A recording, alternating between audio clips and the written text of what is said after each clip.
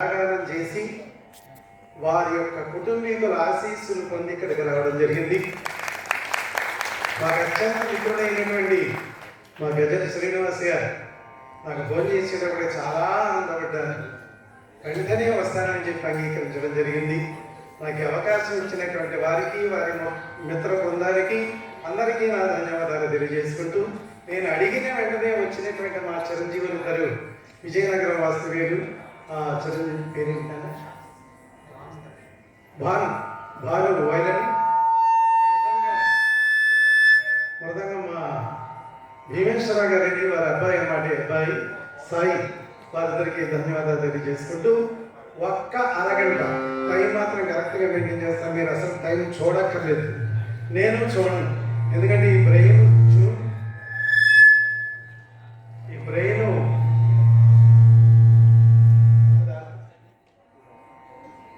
Tune చేసుకున్న తర్వాత నాకు కరెక్ట్గా టైం అయ్యేటప్పటికల్లా అదే గంట కొట్టేస్తుంది. ట్రైన్ వచ్చిందండి 5:26 ప్లాట్ఫారం మీద. ఒక ఆయన ఆనందపడిపోయి పరుగున డ్రైవర్ దగ్గరికి వెళ్ళి ఒక దండ వేశాడు గంటలో. ఏమిటండి అన్నాడు. కరెక్ట్గా టైం అంటే టైంకి తీసుకొచ్చారైనా 5:26 అంటే 5:26 అయింది అంటే, సారీ ఏమనుకోకండి, నిన్న ఈ టైంకి రావాల్సిన బండి అండి దాన్ని. సరే, అలా కాకుండా కరెక్ట్గా టైంకి ముగిద్దాం. మార్కండేయ 4 గంటలు చెబుతాను నేను ఇదే కథ. ఇప్పుడు అరగంట చెబుతాను, మీరందరూ ప్రశాంతంగా. ఇందులో ఈ కథలో ముఖ్యమైన విశేషం ఉందండి. అపమృత్యు దోషాలు పోతాయి. మృత్యు అంటే ఏంటి, అపమృత్యు అంటే ఏంటి? భగవంతుడు మనకు 80 ఏళ్ళు, 90 ఏళ్ళు, 100 ఏళ్ళు ఆయుర్దాయం ఇచ్చాడు. అన్నాళ్ళు బ్రతికి చనిపోయాం, అది మృత్యువు. భగవంతుడు 80 ఏళ్ళు ఆయుర్దాయం ఇచ్చాడు. 20 ఏళ్ళకే రోడ్డు మీద వెళుతూ ఉంటే లారీయో బస్సో వచ్చి గుద్దేసి చనిపోయాం, అదే అపమృత్యు దోషం. ఈ కథను కనుక విన్నట్టయితే మరి అపమృత్యు దోషాలు పోతాయి. 4 గంటలు వినక్కర్లేదు, మీరు అరగంట వినండి. విహుడి మార్కండేయుని చరిత్రము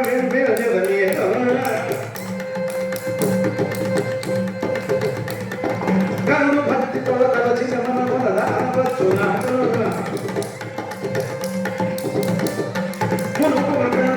ముని కృత యమున తేజం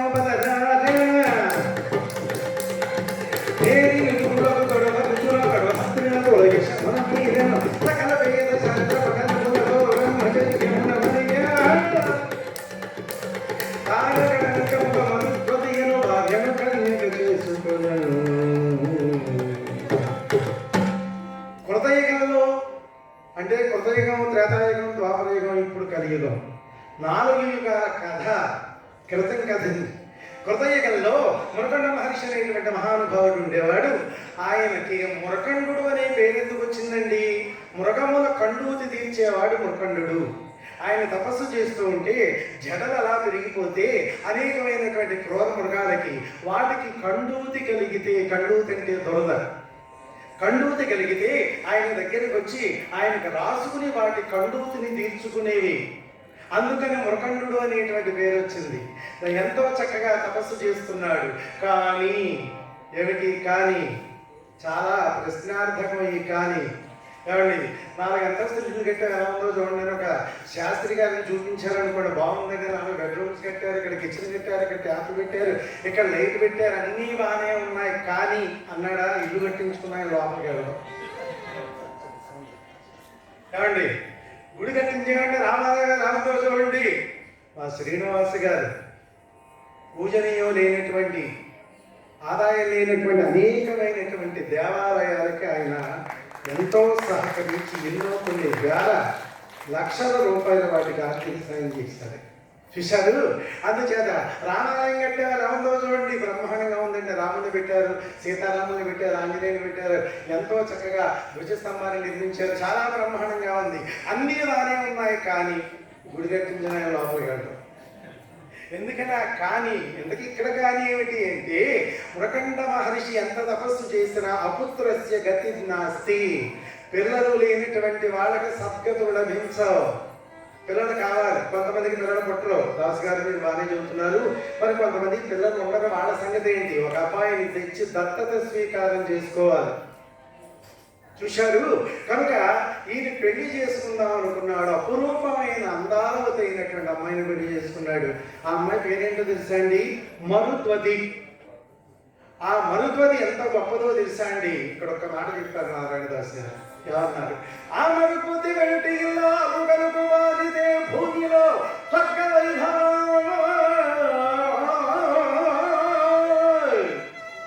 కానీ గజాలి దంపతో కపురము సరుపువానికి మరి వేరే సాగుగలదే. మరుద్వతి లాంటి భార్య ఎవరికైనా దొరికితే ఇక స్వర్గం ఎక్కడో లేదండి, ఇక్కడే ఉంటుంది. గయ్యాడి గంటలాంటి పెండంగా దొరికిందా, నరకం ఎక్కడో ఇక్కడే ఉంటుంది. అందుకే అన్నారు పెద్దలు ఏమని, 63:36 అన్యోన్యమైన దాంపత్యం అంటే 63లా ఉంటుంది. 6:3ని ఒక కాగితం మీద రాయింది. 6ను 3 చూస్తున్నట్టు, 3ను 6 చూస్తున్నట్టుగా ఉంటుంది. భార్యాభర్తలు ఎప్పుడూ అలా ఉండాలి. 63లాగా. ఏమండి ఇవాళ ఏం కూర చేయమంటారు? అరటికాయ వేయించి పప్పుచారు కాయమంటారా, లేకపోతే వట్టిచారు కాసి వంకాయ వేయించమంటారు? మీ ఇష్టం, మీరు ఏదంటే అది. అంతేకాకుండా ఇవాళ మరి భోజనం అయిన తర్వాత ఎక్కడ పెడదాం? కళాభారతిలో మన శ్రీనివాస్ గారు బ్రహ్మాండమైనటువంటి కార్యక్రమాన్ని పెట్టారట, పెడదామా? లేకపోతే మీకు పవన్ కళ్యాణ్ అంటే ఇష్టం కదా, అత్తారింటికి దారిన సినిమా పెడదామా? మీ ఇష్టం, మీరు ఎక్కడికంటే అక్కడికి అని ఎలా బుద్ధిగా మాట్లాడుతుంటే ఎంతో ఆనందపడిపోతాడు భర్త. నీ ఇష్టమే, నువ్వు ఎక్కడికి వెళ్దామంటే ఎక్కడికి వెళ్దాం అంటాడు. ఎందుకని? అన్యోన్యమైన దాంపత్యం. ఇక ప్రతికూలమైన దాంపత్యం ఏమే చచ్చిపోతున్నాను, రోజు కాకరకాయ కూర చచ్చిపోతున్నాను తెల్లాక.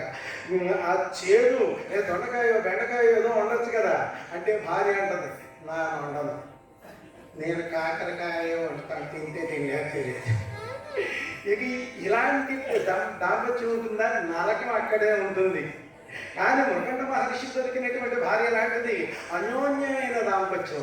తెల్లవారుజామున 4 గంటలకి స్నానం చేసేది, మరి ఆ భర్త పాదాలకు నమస్కారం చేసుకునేది, తులసమ్మకు పూజ చేసుకునేది. ఎంత చక్కగా ఉన్నారండి. కానీ పిల్లలు లేరు. భార్య ఉంది, ఏమండి మీరు ఇంకో అమ్మాయిని పెళ్లి చేసుకోండి, నాకు పిల్లలు పుట్టలేదు అనేటప్పటికేమి మరొక అమ్మాయిని పెళ్లి చేసుకుంటే ఆ అమ్మాయికి మాత్రం పిల్లలు పుడతారని గ్యారంటీ ఏమిటి? అంతే కదండి. మరొక అమ్మాయిని చేసుకోమంటావా? తర్వాత ఇలాంటప్పుడు పని చేయాల్సింది పరమేశ్వరుడి యొక్క అనుగ్రహం. పరమేశ్వరుడి అనుగ్రహం. పద ఓ పని చేద్దాం, కాశీ వెళదాం, విశ్వనాథుడిని ధ్యానం చేద్దాం, ఆయన బిడ్డను ఇస్తే తిరిగి వద్దాం, లేకపోతే అక్కడే అంతమైపోదాం పద అని తిన్నగా బయలుదేరి భార్యను వెంట పెట్టుకుని వెళ్ళాడండి. ఎక్కడికి? కాశీ వారణాసి. వారణాసి 2 నదుల మధ్య ప్రదేశాన్ని అసి అంటారు. ఏమంటే అక్కడ త్రివేణి సంగమం ఉంది. 2 నదులు కాదు, 3 నదుల మధ్య ప్రదేశం కాశీ. జీవితంలో ఒక్కసారైనా వెళ్ళండి. ఘోరపాపులకు దుష్టురాపులకు, ఘోరపాపులకు దుష్టురాపులకు పూరి చెర పరిపూరిత జనులకు వారణాసి వారణాసి వారణాసి. తారకముడు విద్యార్థులకు ఆరమూఢ చిత్తులకు, తారకముడు విద్యార్థులకు ఆరమూఢ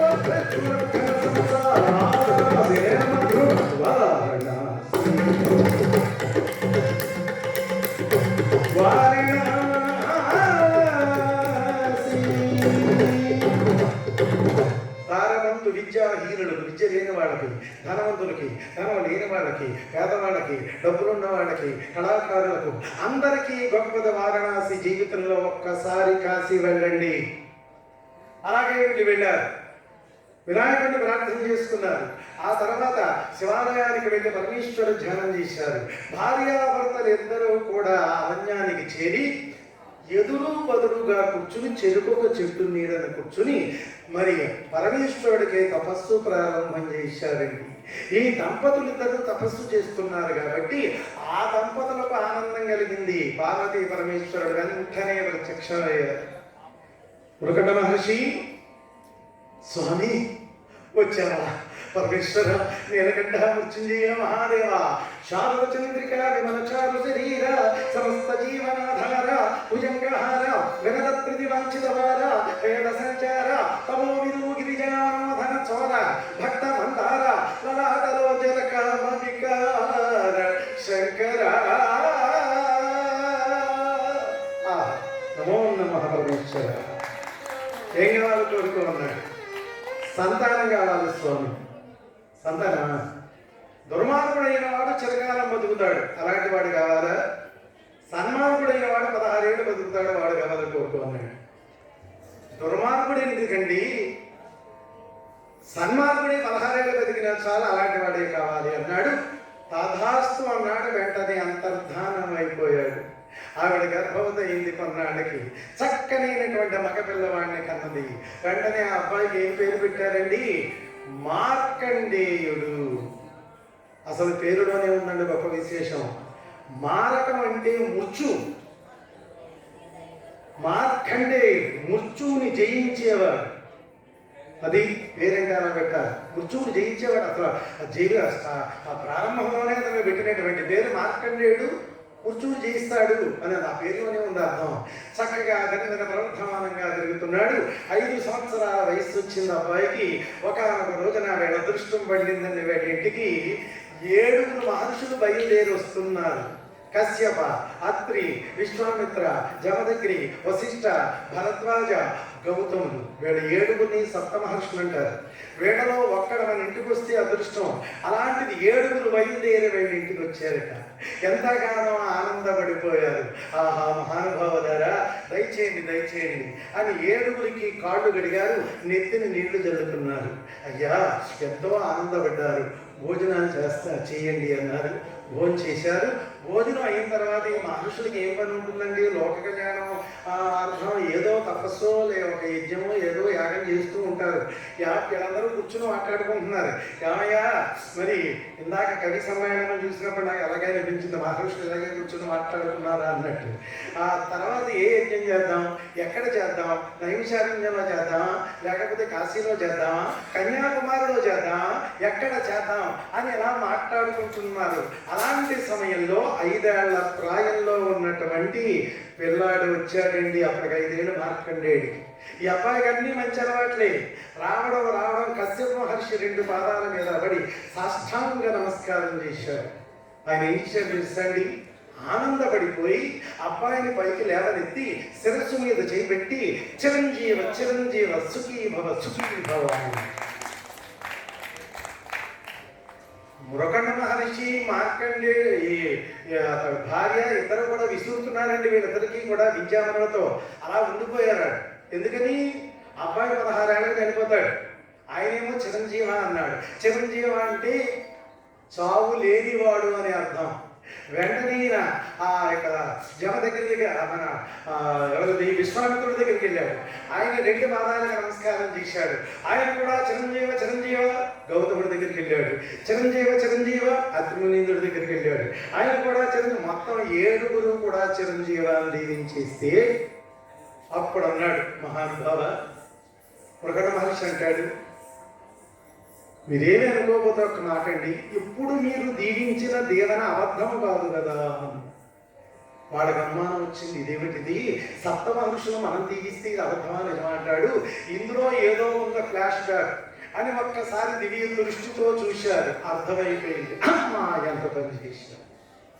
పరమేశ్వరుడి అబ్బాయికి 16 ఏళ్ళు ఆయన ఇస్తే అది మర్చిపోయేవాళ్ళు చిరంజీవ చిరంజీవ చిరంజీవ అని దీవించేసావు. ఇప్పుడు ఈశ్వరుడితో తగు పెట్టుకుంటావా? నేరకపోయింది, ఎక్కడికో పోయేవాడు, 7ంటికి ఎందుకు వచ్చావు? వచ్చిన వెంటనే భోజనం అని అది ఎందుకు బొమ్మలు ఊపావు? తిన్న వెంటనే పోవాలి కదా రెస్ట్ అని ఎందుకు కూర్చున్నావు? అసలు ముందు దీవించిన వాళ్ళు ఎవరండి? కశ్యపుడు. ఎందుకు దీవించావు? తెలియదండి. అబ్బాయి నమస్కారం చేసేటప్పటికి అనుకోకుండా అన్ఎక్స్పెక్టెడ్గా దీవించేశానండి. అన్ఎక్స్పెక్టెడ్గా దీవించా. భరద్వాజ నువ్వెందుకు దీవించావు? ఆయన దీవించాడు కదా, నేను దీవించాను. ఇది ఇంకా బాగుంది. విశ్వామిత్ర నువ్వెందుకు దీవించావు? ఆడ దీవించా, ఆడ దీవించకూడదా? ఉండవే బాబు, నీకు అసలు పాపం ఎక్కువ. మళ్ళీ మనం అడ్డుకుంటే ఎలాగా? మార్కండేయ మాకు పెద్ద పని చెప్పేవారే. మురగండ మహర్షి మీ అబ్బాయిని మాతో పంపించు. మా అందరికీ హెడ్ ఆఫ్ ది డిపార్ట్మెంట్ ఉంది కదా, ఏది బ్రహ్మదేవుడు. వీడిని అక్కడ తీసుకెళ్ళిపోతాం. బ్రహ్మదేవుడు కూడా చిరంజీవాన్ని దీవించేటట్టుగా చేస్తాం. ఆ తర్వాత ఆడవాళ్ళు చూసుకుంటాం. ఏమంట అయ్యా అన్నమాటండి, తీసుకెళ్ళండి. వెంటనే కళ్ళు మూసుకో, కళ్ళు మూసుకున్నాడు. కళ్ళు తెరిచేటప్పటికి సత్యలోకంలో ఉన్నాడు.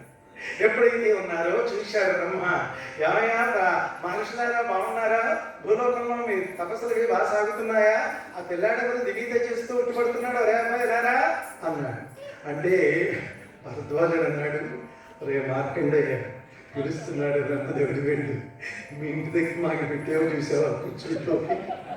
కూర్చుంటోపి ఏంటండి? అదే నా సాష్టాంగ నమస్కారం, ఎలుబడు అని అప్పటికి పిల్లాడుతున్నగా వెళ్ళాడు. దాత విధాత వేద నిర్ణేత బ్రహ్మదేవుడు రెండు పాదాలు పట్టుకుని అంటాడు, కామిత జన చేయ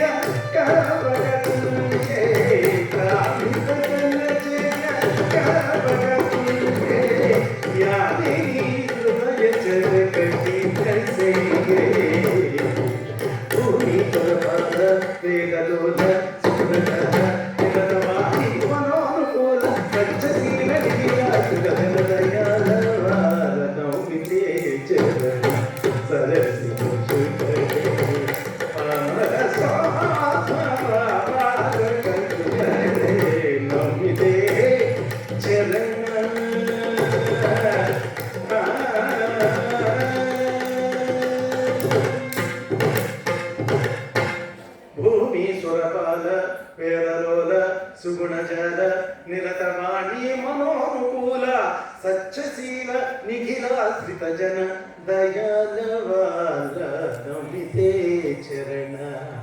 లా లా లా లా చూసారా? అది కవిత్వం అంటే. ఏమండి ఇలాగ ప్రార్థన చేసేటప్పటికీ వెళ్ళి పాదాలకు నమస్కారం చేసేటప్పటికీ ఆనందపడిపోయాడు బ్రహ్మదేవుడు. అబ్బాయిని పైకి లేవనెత్తాడు, ముద్దు పెట్టుకున్నాడు, కాసేపు ఒళ్ళో కూర్చోబెట్టుకున్నాడు, మళ్ళీ ఎదురుగా నిలబెట్టాడు. ఈయనకి ఆనందం ఎక్కువైపోయి అబ్బాయి శిరస్సు మీద చేపెట్టి చిరంజీవులు చిరంజీవులు సుఖీ భవ అని బ్రహ్మదేవుడు కూడా దీవించేసి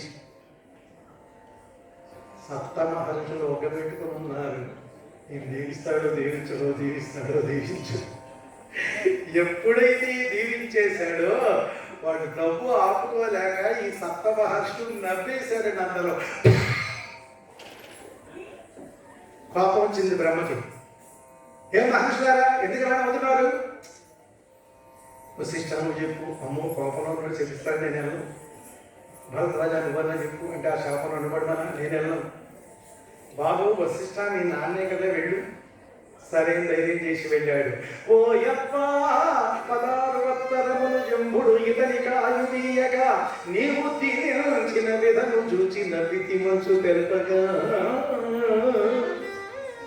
నాన్న, అప్ప, డాడీ, మై ఫాదర్, అయ్యా 16 సంవత్సరాల పరమేశ్వరుడు ఈ అబ్బాయికి ఆయుర్దాయం ప్రసాదించాడు.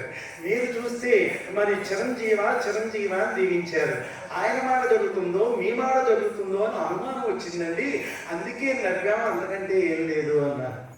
అంటే బ్రహ్మ అన్నాడు, మరి ఈ మాట ముందెందుకు చెప్పలేదు? ఇది బాగుందండి, మాకేం తెలుసు, మీరే కదా. ఒరే అబ్బాయి ఇలా రా అన్నారు, వాడు వచ్చాడు, మీరు దీవించారు, మధ్యలో మేమేం చేశామన్నారు. అంతేదే, మీరు వదిలించుకున్నారు, నాకు తగిలించారు. ఇప్పుడు ఈశ్వరుడితో తగులు పెట్టుకుంటావా? రే నాకంటే అందరికీ పని చెప్తున్నారు. నువ్వు ఓ పని చేయి.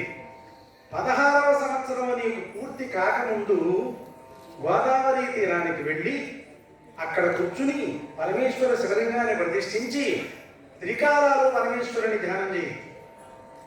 నువ్వు బాగా ధ్యానం చేస్తున్నామని తెలిస్తే నేను వెళ్ళి పరమేశ్వరుడిని నిన్ను చిరంజీవిని చేయమని అడుగుతాను, తీసుకెళ్ళండి అన్నారు. అనేటప్పటికల్లా సరే రానా అన్నాడు. 4 అడుగులు వెళ్ళిన తర్వాత మార్కండేయుడు అనుకున్నాడు, మళ్ళీ ఇక్కడికి వచ్చే అదృష్టం బ్రహ్మదేవుడు చూసే అదృష్టం ఉందో లేదో, ఎందుకైనా మంచిది ఇంకోసారి నమస్కారం పెడదామని మళ్ళీ వెనక్కి వచ్చి 2 కాళ్ళ మీద నమస్కారం పెట్టాడు. ఇక్కడ కాళ్ళే ఇద్దరు పెట్టాడు. చాలా కోపంలో ఉన్నాడు. వచ్చి తిన్నగా భూలోకానికి వచ్చి పరమేశ్వరుడి యొక్క గొప్పతనం గురించి చెప్పారు. నాయనా జాగ్రత్తగా మరి తపస్సు చేయరా అని చెప్పి తల్లిదండ్రులకు అప్పగించి వాళ్ళ దారిన వాళ్ళు వెళ్ళిపోయారు. కాలం మన కోసం ఆగదండి.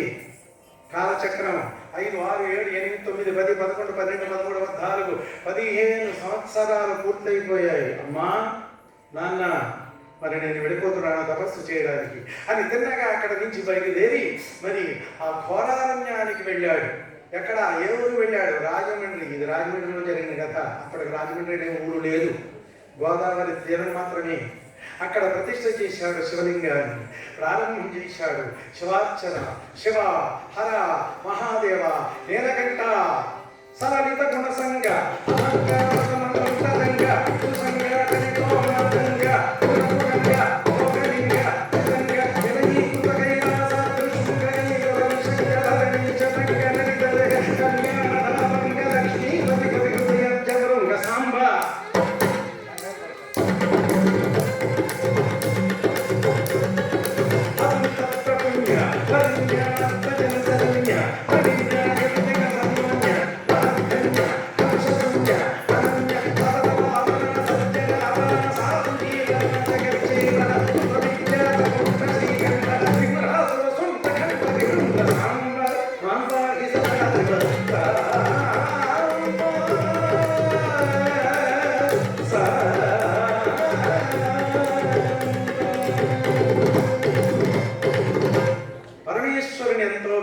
ధ్యానం చేసేటప్పటికీ బ్రహ్మదేవుడు చూసి బాగానే చేస్తున్నాడు మనవాడు అని బ్రహ్మదేవుడు అక్కడ నుంచి బయలుదేరి ఆ ఈశ్వరుడు దగ్గరికి వెళ్ళాడు. శివా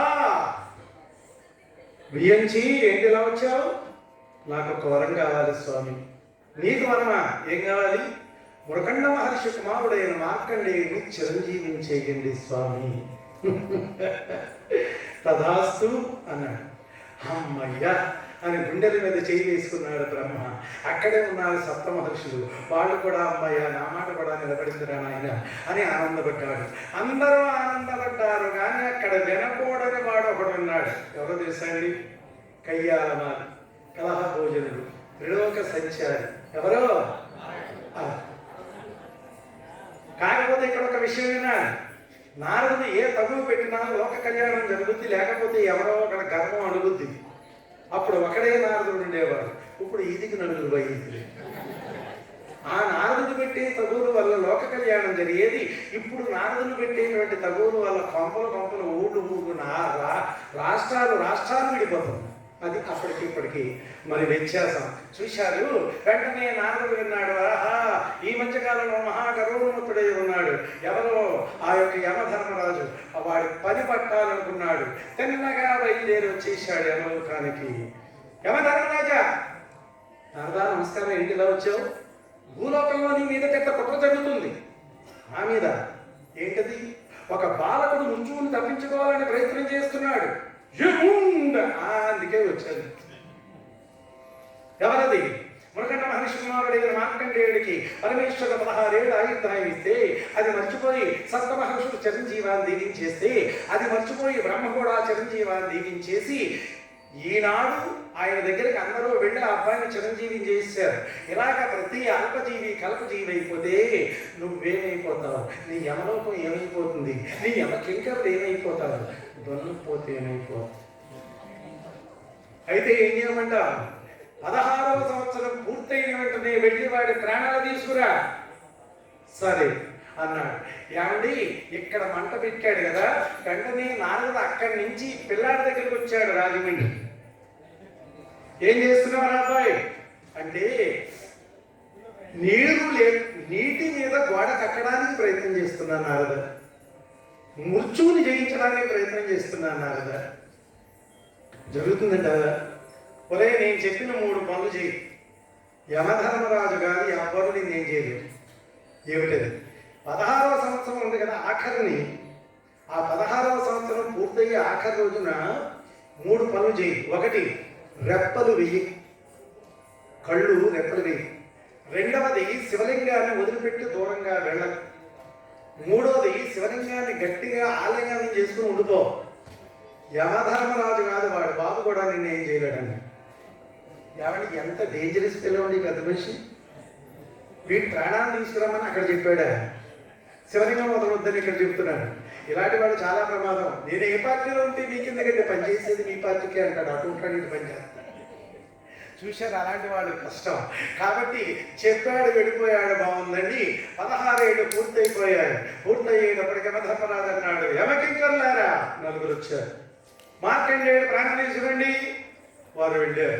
వెళ్ళేటప్పటికీ అబ్బాయి భక్తిగా సమార్చనలో నిఖిలాశ్రిత సుఖదాయక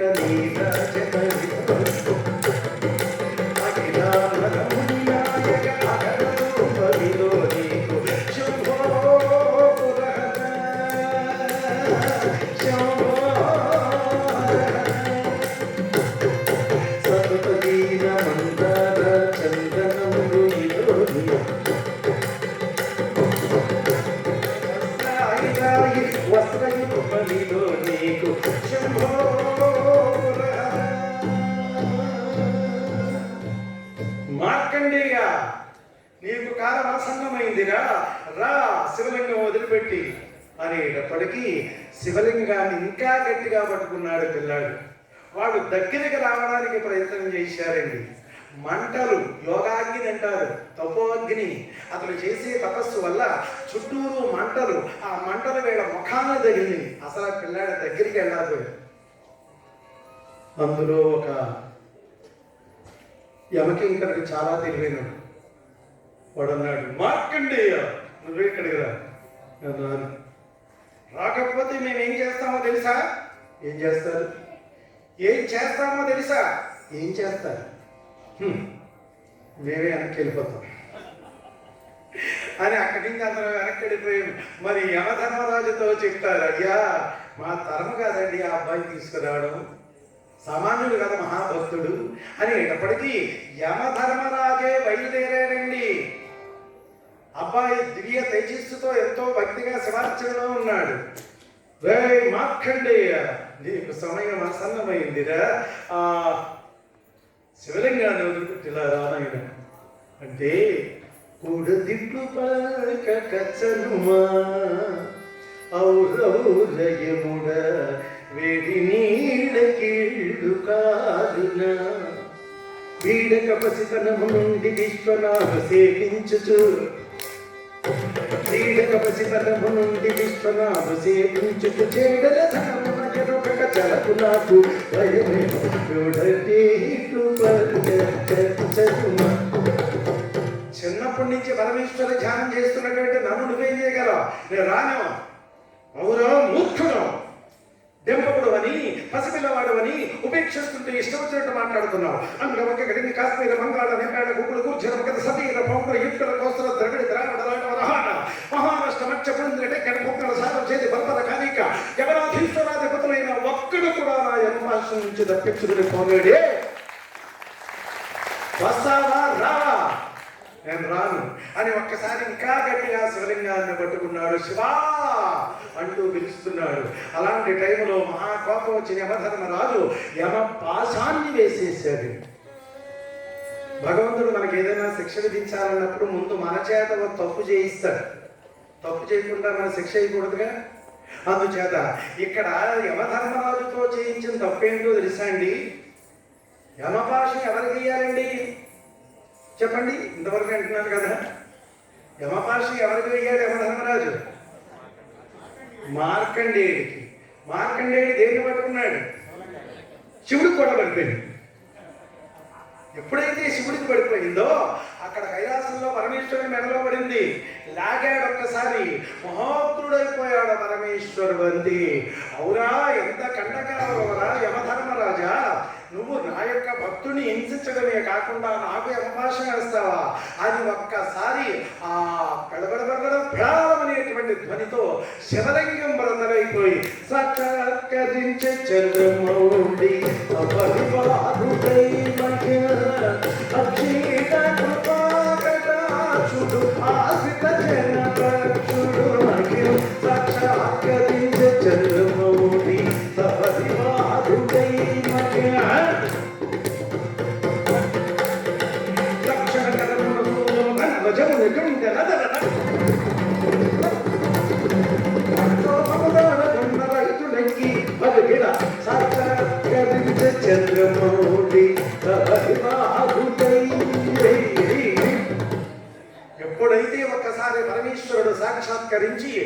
చేతిలో ఉన్న త్రిశూలాన్ని విసిరి ఒక్క పోటుబడి చేయడప్పటికి చచ్చాడు యమధర్మరాజు.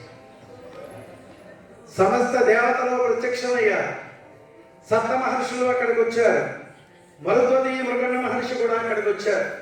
వచ్చేటప్పటికీ అప్పుడు అంటాడు పరమేశ్వరుడు, మృగండ మహర్షి దారా నీకు బిడ్డను ప్రసాదించినప్పుడు ఏం చెప్పాను నేను?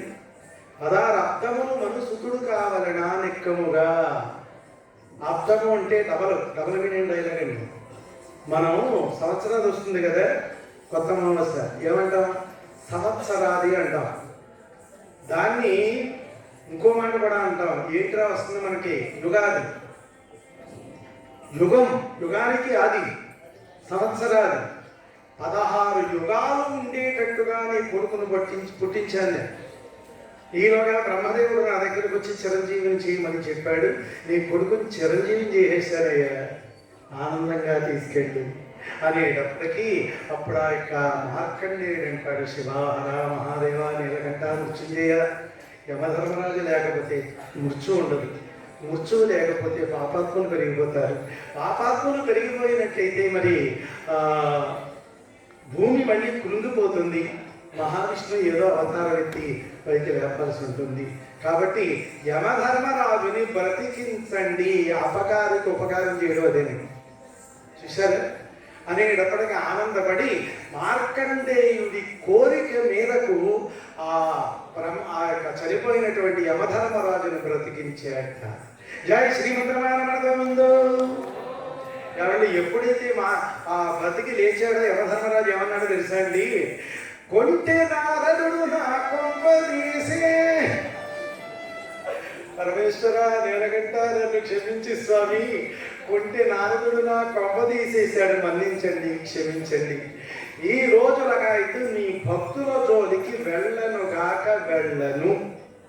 అంతేకాకుండా ఈ భక్త మార్కండేయుని యొక్క ఈ బాలకుల యొక్క కథను ఎవరైతే వింటారో వాళ్ళకి అపమృత్యు దోషం పోగొడతాను అన్నాడు. మృత్యు అంటే ఏంటి, అపమృత్యు అంటే ఏంటి మీకు స్టార్టింగ్లోనే చెప్పారు, చూశారు. అందుచేత ఈ కథ విన్నటువంటి వాళ్ళకి అపమృత్యు దోషం ఉండకుండా శివ సాన్నిధ్యాన్ని ప్రతి వాళ్ళు కూడా పొందుతారు. అప్పుడు దేవతలందరూ కూడా తథాస్తు తథాస్తు తథాస్తు అని దీవించారు. ఆ తర్వాత మంగళహారతులు పాడుతున్నారు. ఇప్పుడు నేను మంగళహారతులు పాడటం లేదు, ఎందుకంటే వరుస క్రమంలో వరుసని ప్రోగ్రాం అవుతున్నాయి కాబట్టి పాడకూడదు. చాలా సంతోషం. మీ అందరికీ మరొకసారి నమస్కారం. నాకు ఈ అవకాశం ఇచ్చినటువంటి నా బదులు శ్రీనివాస్ గారికి నా హృదయపూర్వక ధన్యవాదాలు తెలియజేసుకుంటున్నాను. మరి అలాగే మా సోదరులిద్దరికీ కూడా ధన్యవాదాలు తెలియజేస్తూ ఉన్నాను. మరొకసారి కలుసుకుందాం. నమస్కారం. చాలా అద్భుతంగా భక్త మార్కండేయ దివ్య హరికథా గానాన్ని దివ్యంగా వినిపించారు. ప్రఖ్యాత హరికథా భాగవత శ్రీ కట్టజేచి నారాయణ గారిచే దివ్య హరికథా గానం జరిగింది.